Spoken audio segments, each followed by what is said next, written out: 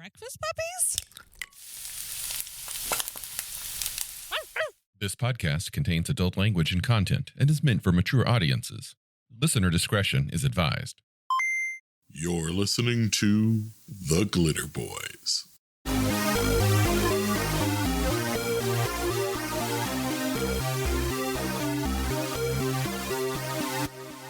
The year is 1985, and everyone is so tired of the fantasy tropes of the medieval Europe that the market has been completely taken over by Valley of the Pharaohs, and everyone's Egyptians, and we're Egyptian gods, and we're mutant people, and it's awesome.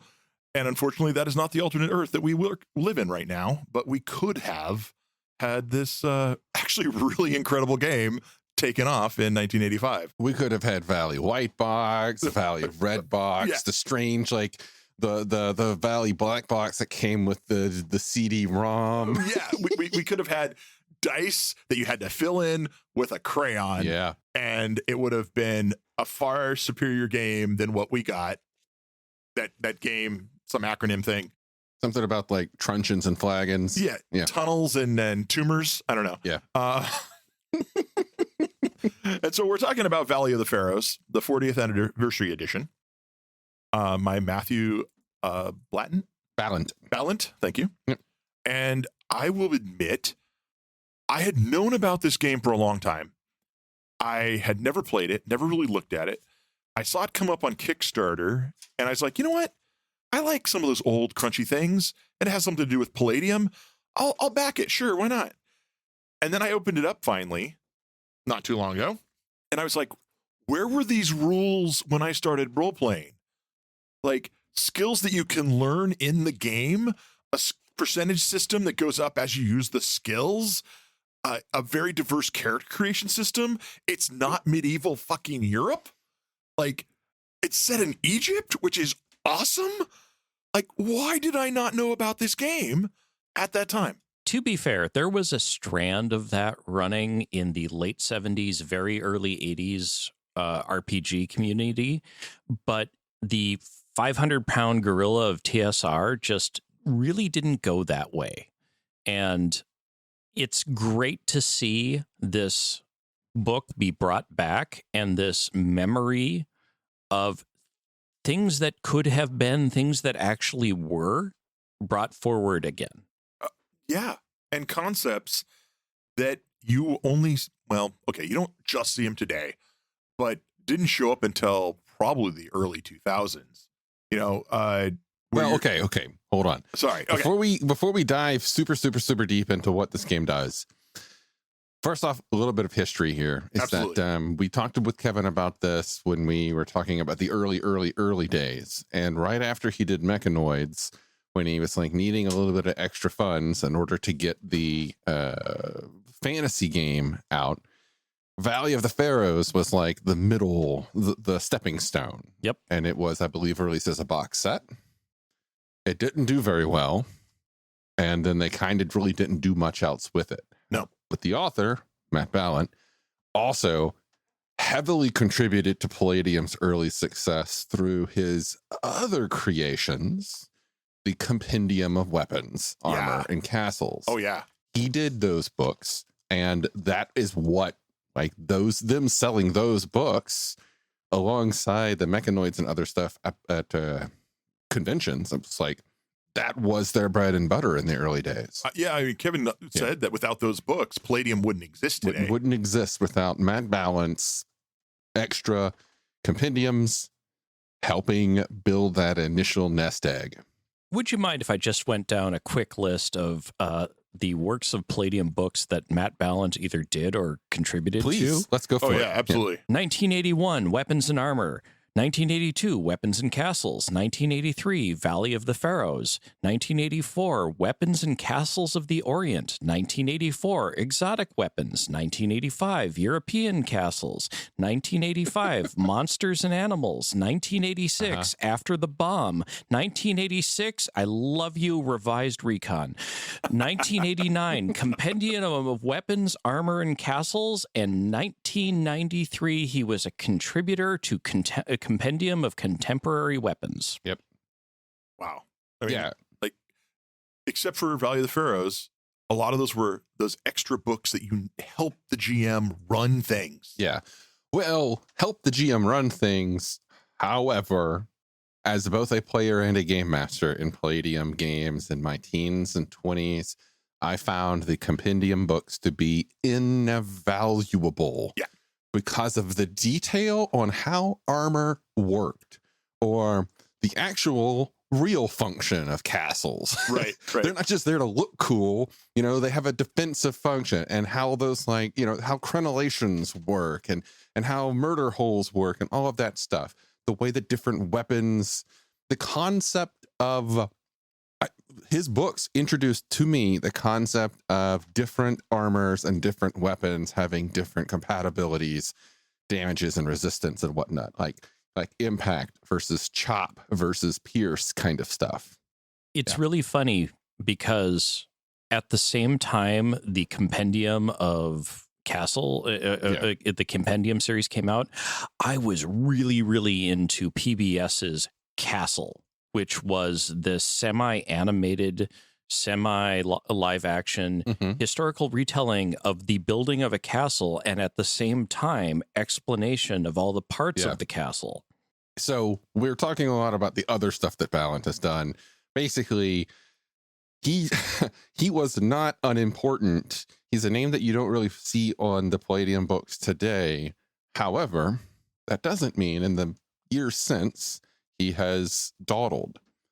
So last year, he comes out with the Kickstarter for the 40th anniversary edition of Valley of the Pharaohs, which is the book we're talking about today.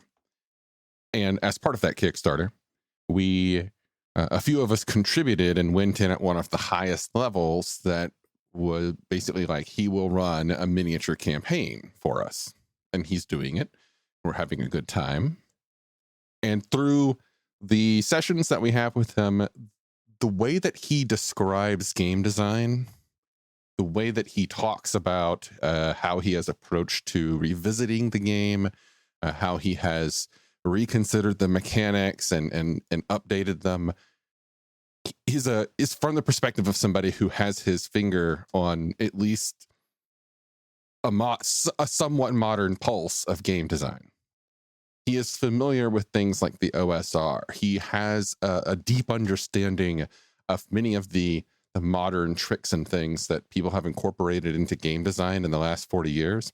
This is a game that has not sat idle on a shelf, despite it really probably having sat idle on a shelf in a box somewhere. But design principles, this game is unexpectedly modern and smooth. Absolutely. And I was blown away when I was looking through it. I was like, wow. As I started, there are things in there, the concepts in here that are very modern that you can see glimpses of starting to show up in RPGs in the late 90s, early 2000s. Yeah. And it's really becomes this like cornerstone. And I don't know if those came out organically or a bunch of people who were in development in the late 90s and early 2000s had a copy of this sitting around somewhere going, that's a cool idea. Let's grip from that. Yeah. And maybe not, but like so many of the games would have been that much better, in my opinion. And very interesting. For me, as someone who didn't have a chance to really access Valley of the Pharaohs until scans of it started showing up on Usenet. And I was rating it from my college computer lab, putting it on a hard floppy disk. I have a huge love of Egyptology and history of ancient and late period pre-Ptolemaic Egypt.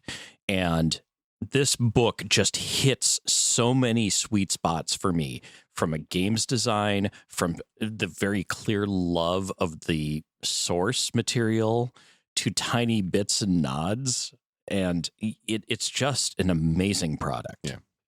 Mechanically, Valley of the Pharaohs, at least this 40th anniversary edition of the game, it clearly shares the same DNA as Palladium Fantasy, at least the Fantasy First Edition. Oh, very much so. Yeah. The stats are similar. There aren't as many of them, but they're very similar. They fill similar roles. They even have a similar scale. That whole, goes up to 30 kind of thing. It has your hit points. You have D20 based actions meshed with a D percentile based skill system. So, it is foundationally, that means it also shares its DNA with Advanced Dungeons and Dragons and the way that thieves and thief skills sort of introduced the concept of the D percentage skills that became the Palladium system. But also, as Jacob has informed me from heavier discussions with him following these games that we're in, there's also, I understand, a heavy DNA of basic role playing in here as well. So. Yeah, it goes back and harkens to, without getting too wonky about this, the early days of role playing when you had things like Traveler, like original Dungeons and Dragons running around. You had a lot of things hitting the wall. The first version of Bushido, and a lot of people were trying different things, and this echoes all of that. And one of those big ideas that was played around with in the late 70s, early 80s was the concept of skill-based progression versus level-based progression. And for a long time, level-based progression won out. Yep. My first exposure to a role-playing game that was not class and level-based was Shadowrun. Very common. Lots of people's first exposure to it was when Shadowrun came out. And I remember at the same time I had friends who were doing the same thing with Star Wars. I wasn't exposed to Star Wars because I just didn't have friends who were into Star Wars. So for me, it was Shadowrun. Shadowrun was, because I remember I saw it on a shelf. No, I get into Shadowrun because I kept seeing the Shadowrun novels in the fantasy sci-fi section at Books A Million. Okay. And I was like, I kept seeing this logo over and over. And I looked and it's like, okay, that's some fantasy shit, but that dude's holding a gun. What the fuck? What is this? My mind is blown. So then I went out and I bought a copy of Shadowrun. I actually, I bought a copy of Shadowrun First Edition. And then 2 weeks later, went back to the store and saw that the second edition had released. So then I bought a copy of second edition, and the first game I ran ever of Shadowrun was like a mix of first and second edition. It was pretty wild. But that was my first exposure as a player and a game master to this concept that you level up what you want. Yep. You don't have to just level everything up at a blank thing. You just put some points here and points there. Yeah, and in Valley of the Pharaohs, in many ways, comes from a similar idea of how progressions should work that Call of Cthulhu, aka the basic role-playing system, came from, where you have to use a skill in order to improve a skill, and your advancement as a character is driven by what you do and what you focus on. And that is one of the things I love about this system. So to put that into a functional example, when you're playing this game and you're out adventuring in a session, and during that session, if you make use of a skill, you put a little check mark or a dot or a token or whatever it is that you wish to use to as a note to self that I have used this skill this session. Success or failure, you mark a use. At the end of the session, you can nominate up to 6 of the skills that you have used to check for progression. To do that, you roll a D percentile, and if you get higher than your current skill value, then your skill goes up by like 1d4 or 1d6%. So you roll and add it to that. If you don't, then it doesn't go up.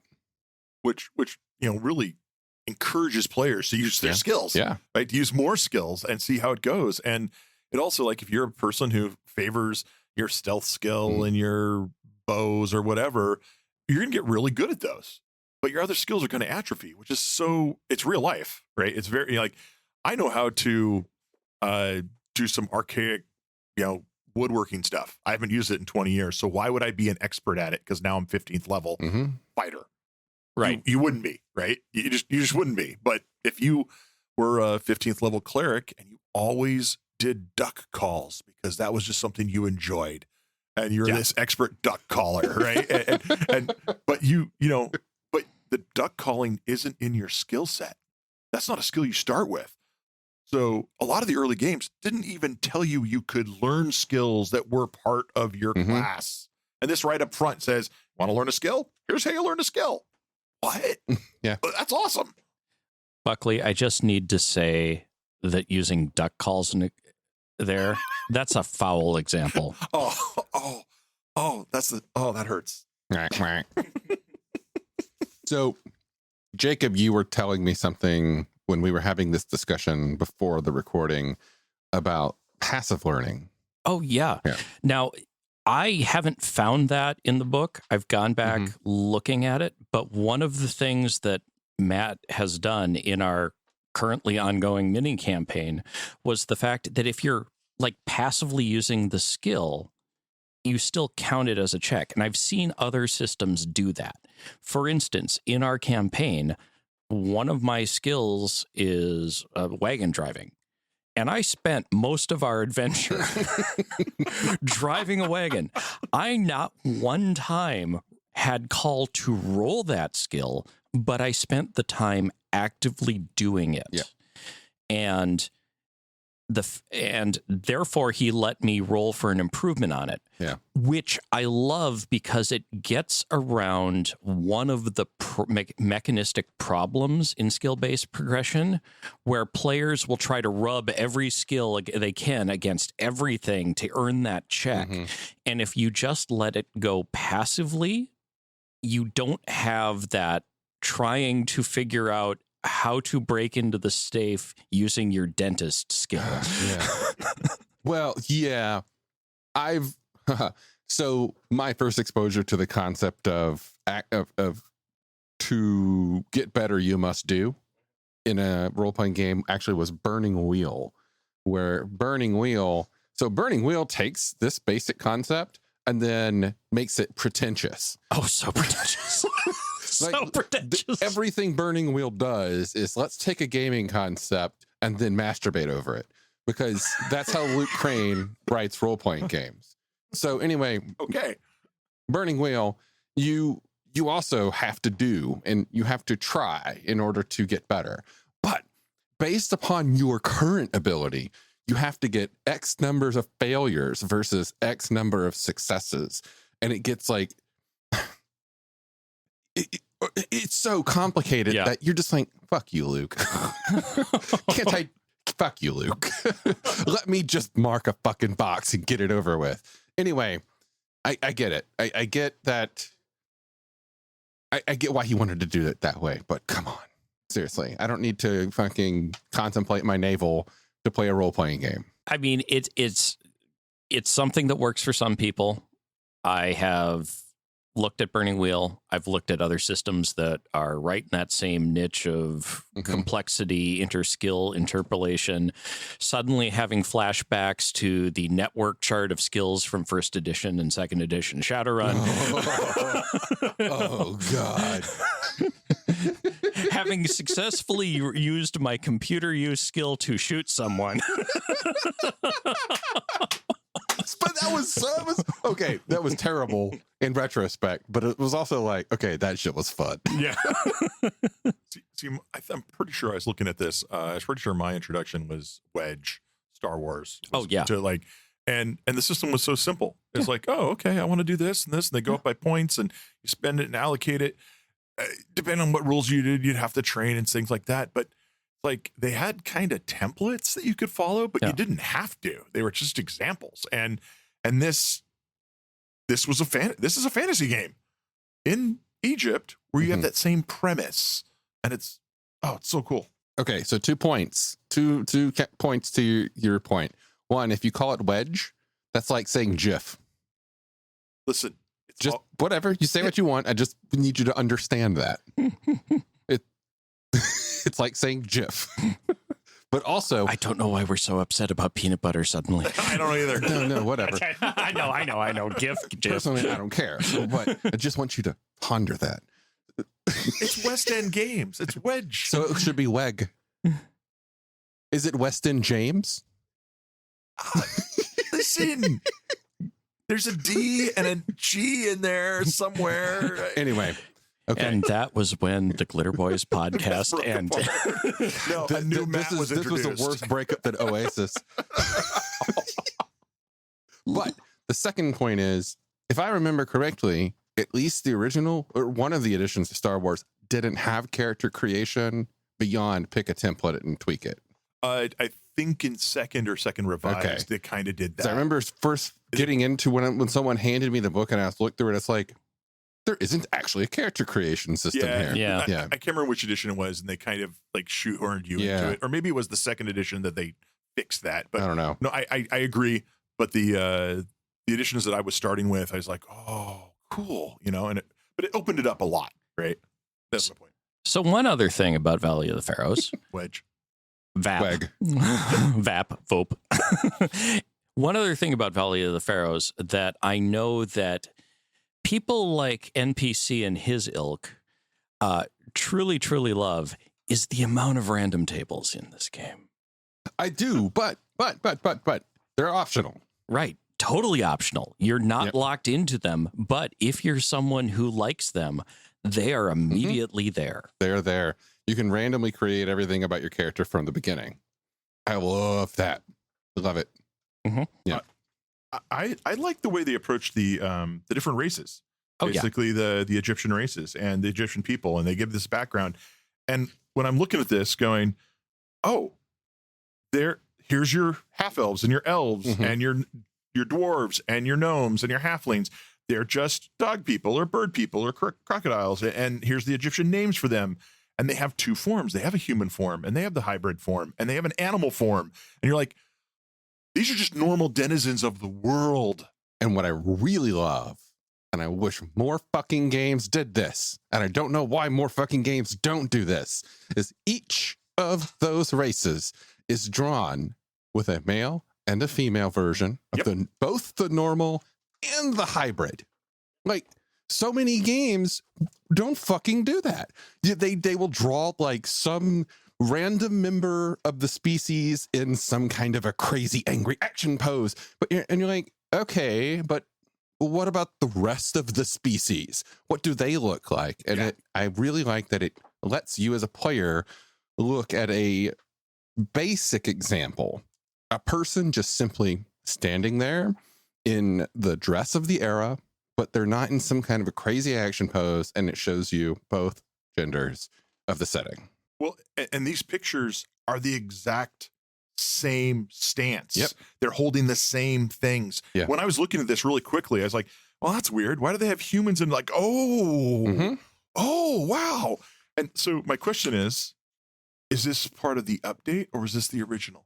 These clearly look new to me. They look newly imaged, newly like refined. So maybe they are.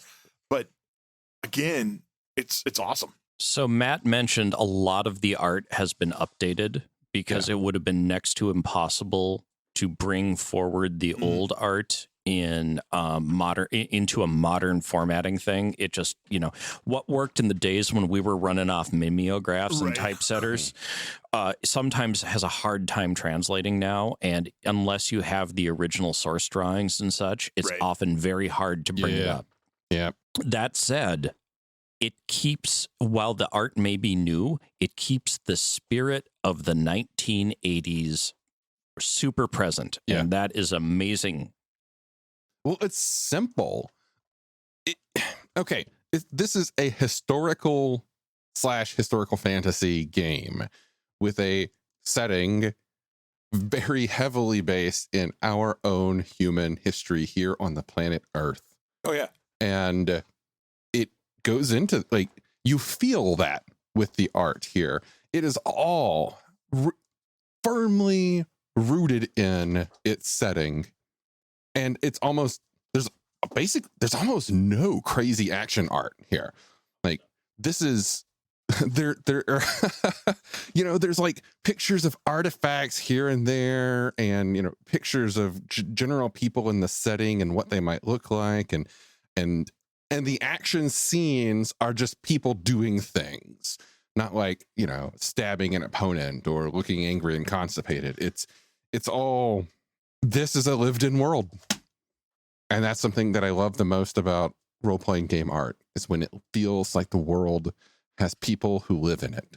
Yeah, very much so. Like a lot of the art is not focused on getting you into the sense of adventure. Yeah. It's focused on getting you into the sense of the world. Yep. So there's a few cool things that the mechanics do that I really love. And this contributes heavily to why this game is like heavy on my brain right now. Beyond playing it with Matt, beyond enjoying the experience of having it run for me by its developer, which is great. The game is, I keep thinking about it after the session. I keep coming back to it as I'm laying in bed, going to sleep, thinking about whatever random shit it might drift into my brain. The lack of classes, the lack of levels, the open skill advancement, the free skill alert, well, free, you probably got to pay somebody for it, but the anybody can do it really whenever skill learning. But the one thing that is that is really catching me is the way he translates things such as the Palladium hand-to-hand combat skill progression. You got 15 levels, and each level you get a bonus thing, whatever. The way he translates the concept of that skill progression into this system, it's beautiful. He translates it to a 0 to 100 progression based upon how your skill is. So if you have the martial combat skill at 37, you can look at the table and you fall in the range where your ability matches whatever level of that would be equivalent in the hand-to-hand combat system of Palladium. It's essentially the same damn thing, but translated to you simply have a skill that is martial combat. As you use it, it gets better. And it's brilliant. It is a brilliantly simple way of translating concepts of level-based advancement to a simple percentile skill. Very much so. And then tying it into things like Matt's mentioned when we were talking with him about suddenly your weapons, your combat skill has other uses. Like you can roll against your combat skill to tell something about your opponent or the guy you're looking at in the sparring arena. It makes it more than I know how to use a sword. It's I know about sword use. Yes. And there's a difference between those two things. I'm looking at like the layouts of the skills. They don't go into a lot of detail, but they give you just enough what you need. How it's all works together. I'm still fascinated by some of the mechanics that they just put into this game and how early it was produced. Something else it does is something that we even have a prior episode of this podcast about a house rule that I do that I didn't realize that this game already did. Yep. Your skill percentages, there are no core skill percentages. There's no base skill percentage. Right. It's based on a combination of your stats. Right. Now, granted, this one is a bit more complex than I prefer because sometimes it'll be like this. It'll be like 1/2 your intelligence plus 1/3 of this plus this. And I'm like, okay, it's a little mechanically. I wrote a spreadsheet for it, but the fact that it does it, I feel validated. Yeah. No, and while I understand that a lot of people will bounce off the 1/2 to figure it out, again, as someone who has a deep love for the early days of our hobby, it is bringing back things I saw back then. Not that I recommend anyone ever try to play the first edition of Bushido, but I've tried. Oh, yeah. It's hard. It's hard. It was written by a mechanical engineer and a computer coder, and you can tell by trying to read it. Don't try to play it unless you have a lot of Starfleet battles under your belt, because you will be needing to reference paragraph 3, subsection C, item I a lot. If you want a system like that, that's old school enough, but not quite that old school, check out Sengoku. Oh, Sengoku and Sengoku Dynasty. Oh, God. It does the same damn thing, and it's still pretty complex. Oh, yeah. It's not that arcane. We've talked a lot about the mechanics. What is clicking with you for the flavor of it, NPC? It's every aspect of this book is dripping with the flavor of you can't avoid it. There's no way to read this book as a generic game. Now, don't get me wrong, the system, I think, is actually quite portable. However, the book, from the cover, then you open everything about this book is immersing you in the world. The skill descriptions are immersing you in the world. The tables of everything are immersing you in the world. It is so strongly geared towards that setting that I'm not sure I'm answering your question, but playing this game has led to me like downloading a crap load of shows about Egypt and watching them because I want to know more, you know. But then half of the fucking book, I think, or about half, once you get past the monsters, we'll say about a third of the book is just setting information, and it is deep, it is extensive, and it is comprehensive. If you wanted to know anything about, I'm guessing, what is this? This is the New Kingdom. I think this is New Kingdom period that he said. Maybe. Yeah, it's New Kingdom. So the Upper Kingdom and Lower Kingdom are combined. Yep. So yeah, 18th to 20th dynasties. If you wanted to know anything about that setting, and also a little bit about their mythology, well, a lot about their mythology, you could do worse than this book. Another thing I'd like to point out is he does something that some other game designers have tried to do, but he doesn't do it all the way, and that's a good thing. He uses the Egyptian words for things like the castes, the regions you're from, your cultures, etc. He puts those words in there and then immediately provides a translation. Yep. But he puts it in there so you start to get the feel as you're creating the character. And that is just so wonderful. Yeah. That when I was going through it, that's something I really appreciated.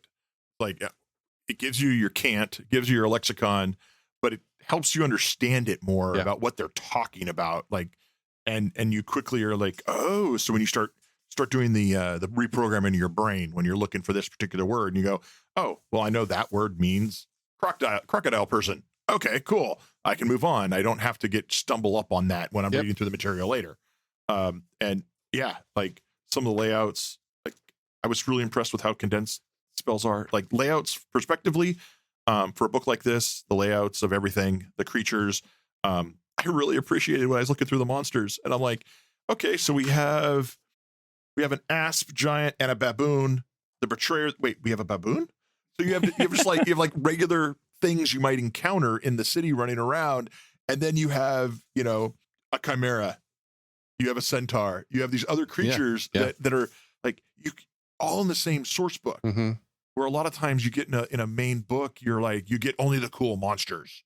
You're like, but I want normal things in my world, and players may like, actually, the crocodile will take most of the creatures in here. It's really strong. As it should. As it should. It's a Nile crocodile. These things are terrifying. Sobek is the destroyer of worlds for a reason. Yes, that's right. It's comprehensive. There's so much here to use. The world is deeply fleshed out. The mechanics are approachable.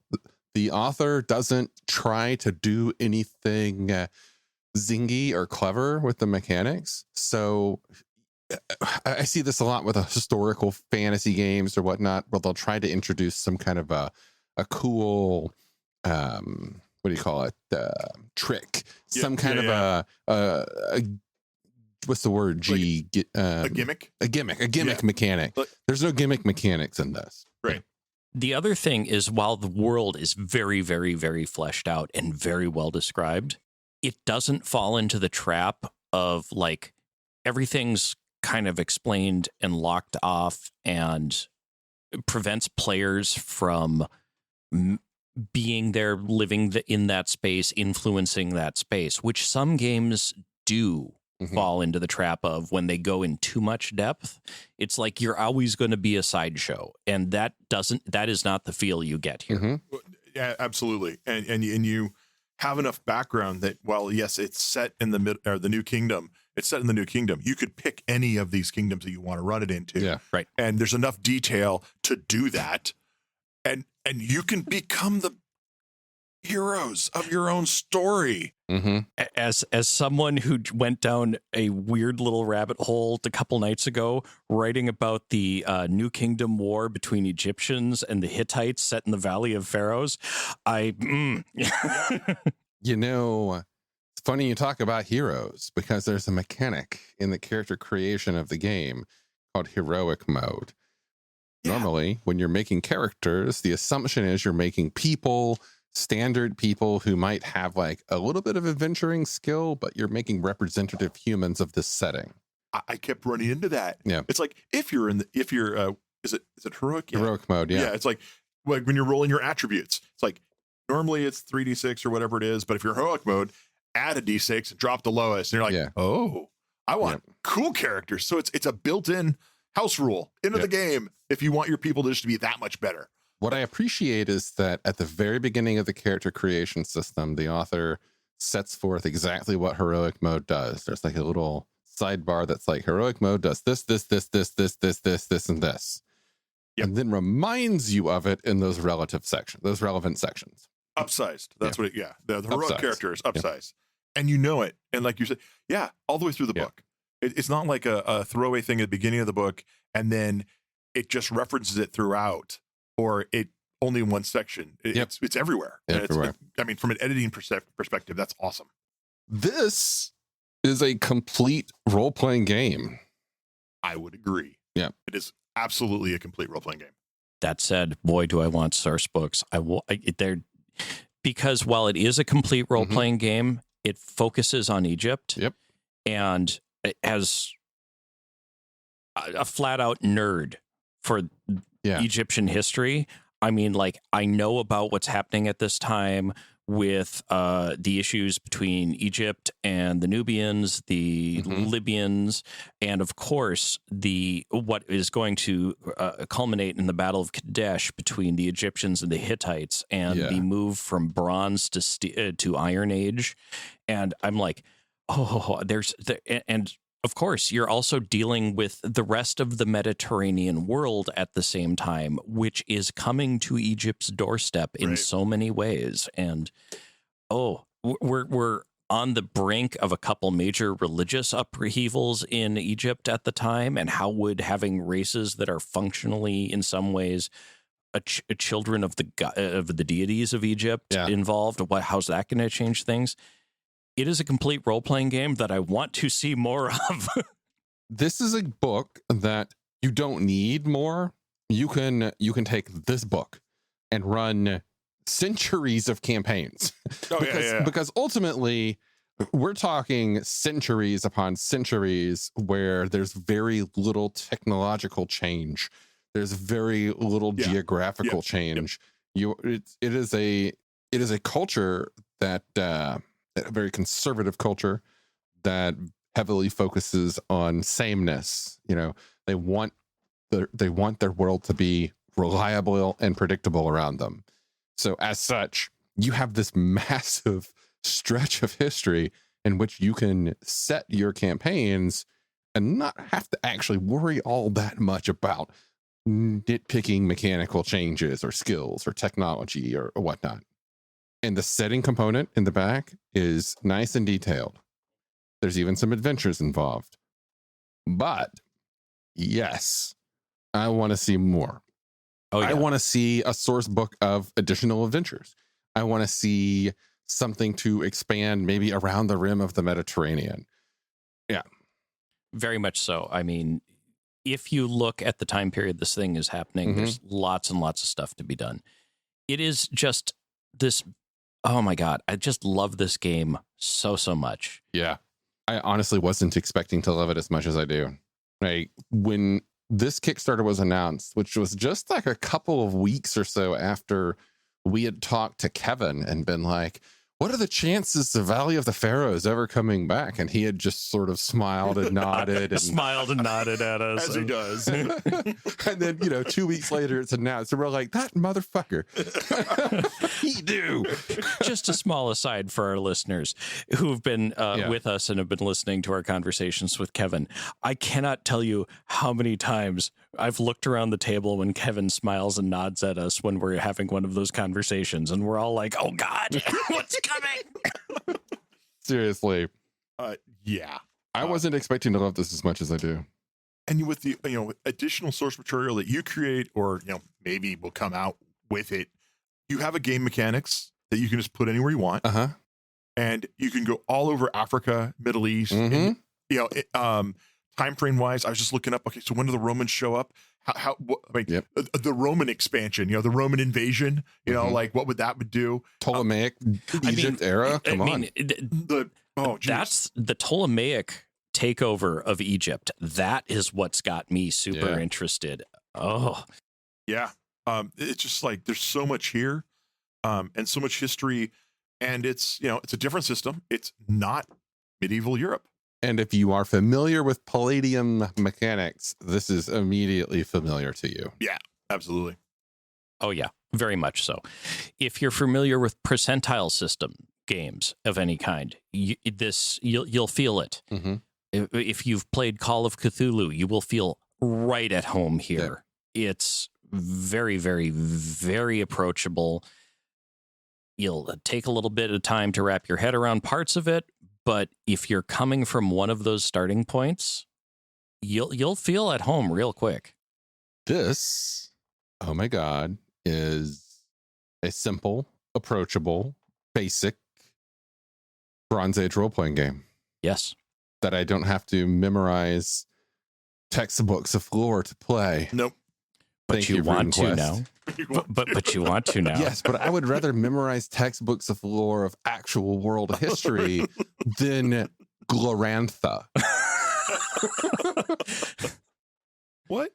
You don't know the entire history of the Roman Empire in Faerun and everything that happened back and forth, and what I'm talking about Bronze Age role playing. If you want to play Bronze Age role playing game and you go online and you say, "Hey, I want to play something in the Bronze Age. Recommend me a role playing game."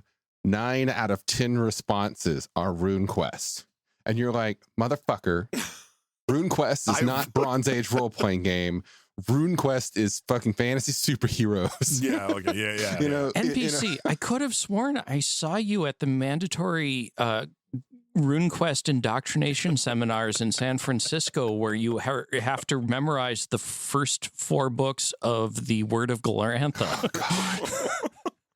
I tried. I really did. I got into a RuneQuest game, and somebody was like, "Yeah, you should play. It should be fun." I was like, "Oh, I've been trying. I'm thinking about it. All right, cool." Joined, and we started making characters. And it's like, I have no idea what any of these words mean, and I'm not talking about the fucking English words. I'm talking about the names, the gods, the places, and the whole character creation mechanic system is like, it just expects you to know this. I'm like, the fuck is your problem? So I even went and bought the Glorantha source book, which was a Valley of the Pharaohs sized book, just on lore. Yeah, just on lore. Guess what? It's also incomplete. It only covers certain components of the lore, completely missing other things. I started reading. I was like, oh, and I started reading that book, and the book assumes you already know what you're reading. Like, yep. I was like, what the fuck?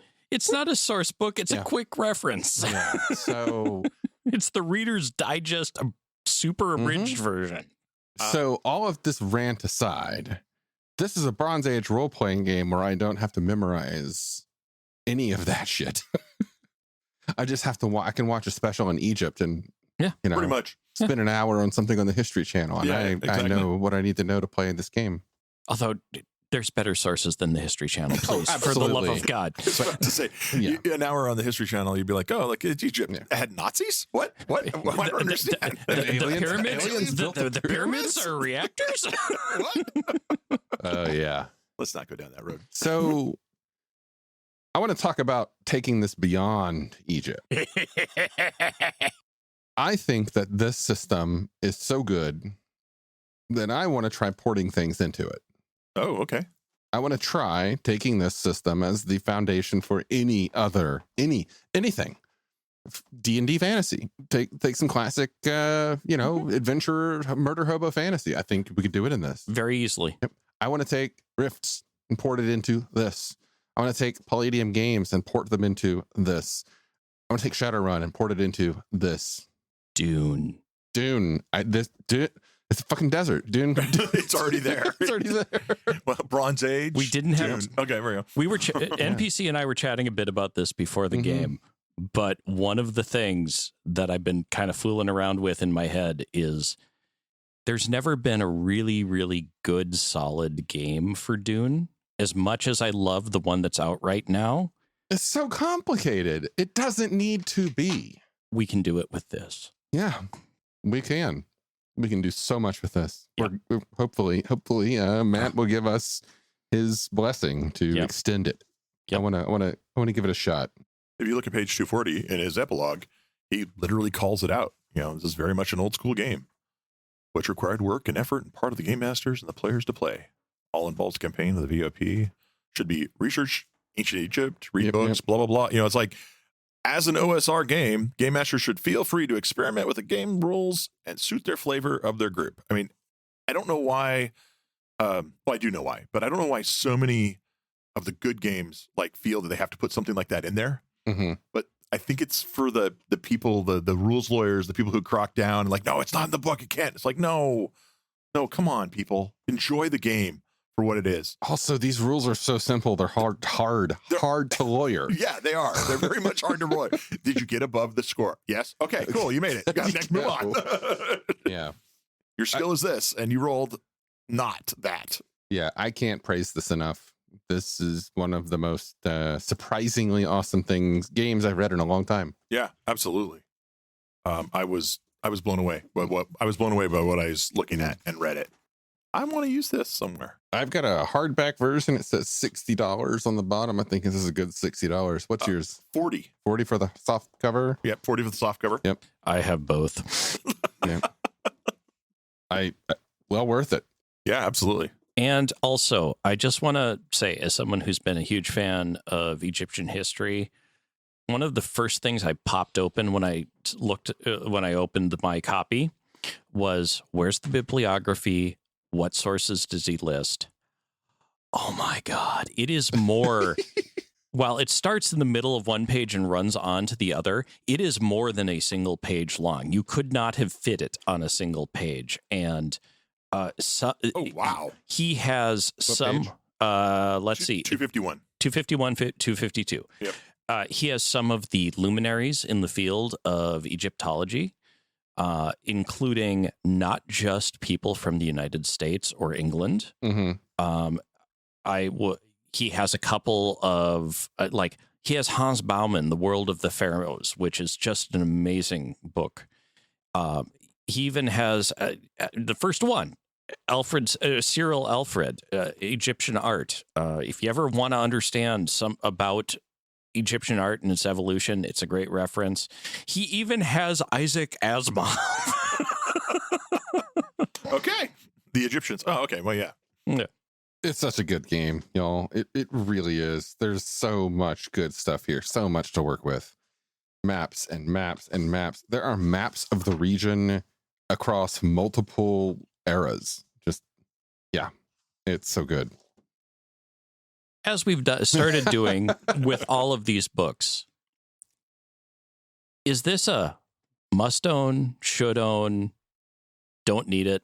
Where are we coming down on it? I think it's a must own. Like I would not even say that conditionally. Like I try to be fair with these things.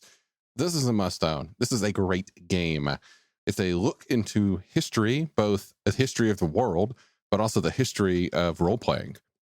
And it's a fantastic system. I think that it can be inspiring to many people, as it is inspiring to me. I would say that this is a good book to have on your shelf. If you are a hardcore Palladium Rifts fan or a hardcore Palladium Fantasy fan, and you're not going to change the system and not you don't necessarily need this. But I could see this as a really approachable game for new players. Quickly whip out some characters. There's some good random rolls in here, and all of a sudden you're up and running in a setting that hasn't been done to death. Well, hasn't been done hardly at all to begin with. Yeah, right. It hasn't been done since this book that came out in '83. So it really would allow you to do it that way. So I have it. I own it. It will be on my shelf, and I will use it at some point. But I'd be hard pressed for someone to say, "Do I have to buy this?" If I'm really into one other game, it's like, maybe not.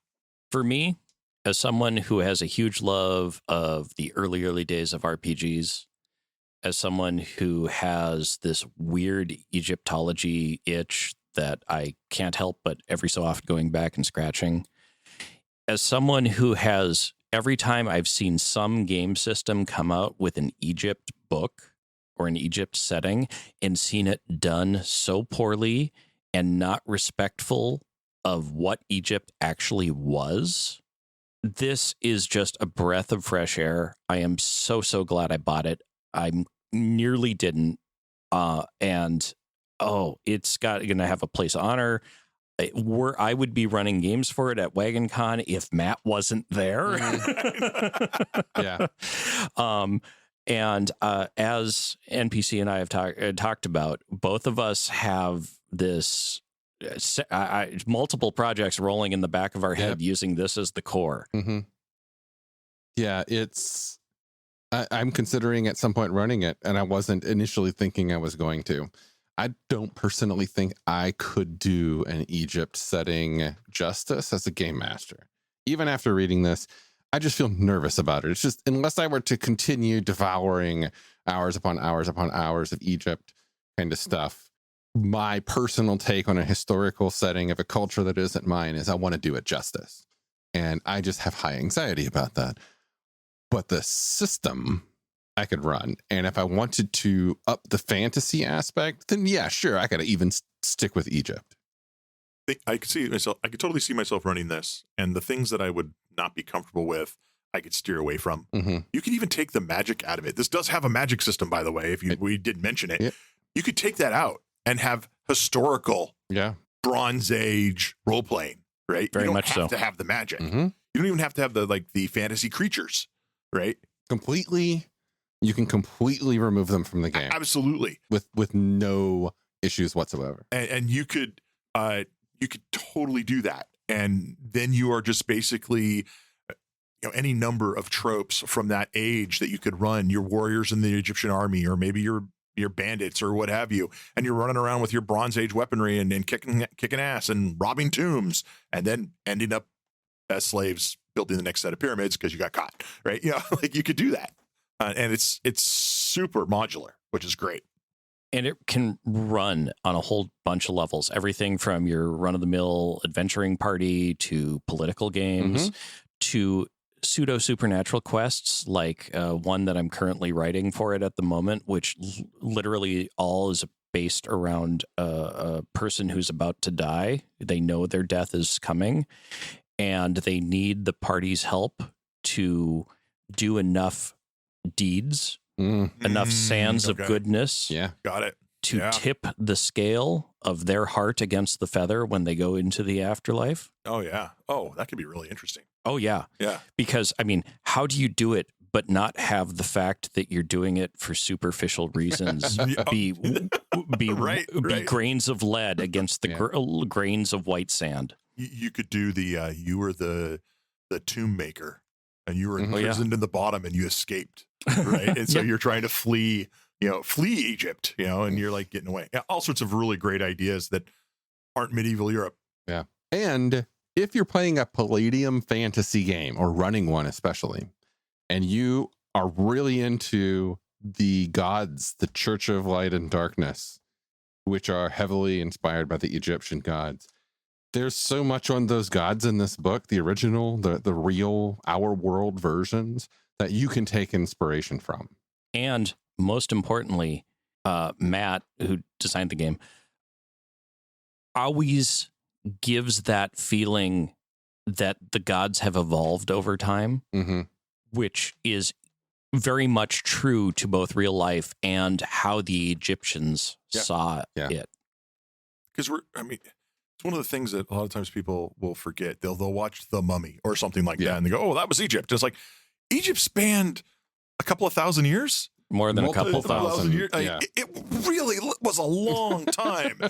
Like most people can't comprehend how long it hung around. I am so sorry for our gaming group in the game with Matt, because they've had to listen to me discuss like how amazed I am about the intricacies of irrigation law, or how the New Kingdom pharaohs actually had court-appointed, they wouldn't call them archaeologists, but they were archaeologists trying to figure out things that they knew their ancestors built but didn't have a clue why. Yeah. Great stuff. So yeah, that's Valley of the Pharaohs, 40th Anniversary Edition by Matthew Balent, sorry. Get it. It's great. And then come to WagonCon and play it with him. Absolutely. Come to WagonCon. Play with him. Yeah. Shake hands. Yeah. Any final words? Total surprise. Pleasantly surprised by a book. Yeah. I like, yeah, it's just a perfect game in so many ways. Yeah. Cool. Well, give it a read, then stop by our Discord and tell us what you think about it. And we look forward to hearing from you. Thanks for listening, folks. Starships, magic, mystic martial arts, romance. All of these can be found in A Cloak of Blades by Isaac Scher. You might have heard my name before. I've done a lot of voiceover work for Breakfast Puppies. And I've recently released my first novel. It's available on Amazon as an ebook and paperback, and you can get it for free if you have a Kindle Unlimited subscription. I do hope you'll support my work as you're supporting Breakfast Puppies, and it's been a pleasure talking with you today. Have a good one.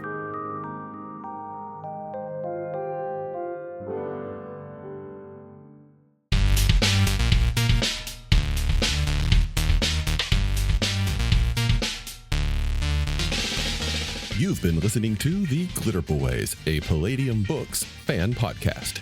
Glitterbois, Rifts, the Megaverse, and all other such topics are the property of Kevin Siembieda and Palladium Books. Please buy all their stuff and help keep them in print and making more games. You can order directly at palladiumbooks.com, and their entire catalog is available digitally at Drive-Thru RPG as well. Our opening music is 8-Bit Bass and Lead by Furby Guy from freesound.org. This closing music is Caravana by Philip Gross, available at freemusicarchive.org. All sound effects used are self-made or acquired via Creative Commons 0 license. If you like what you have heard, find us on Twitter and Facebook as The Glitterbois. That's BOIS. And check us out online at breakfastpuppies.com/glitterbois. And also join us on the Breakfast Puppies Network Discord at breakfastpuppies.com/discord. And if you want to help us out, please spread the word and help us build a community. Thanks again for listening. We'll catch you next time.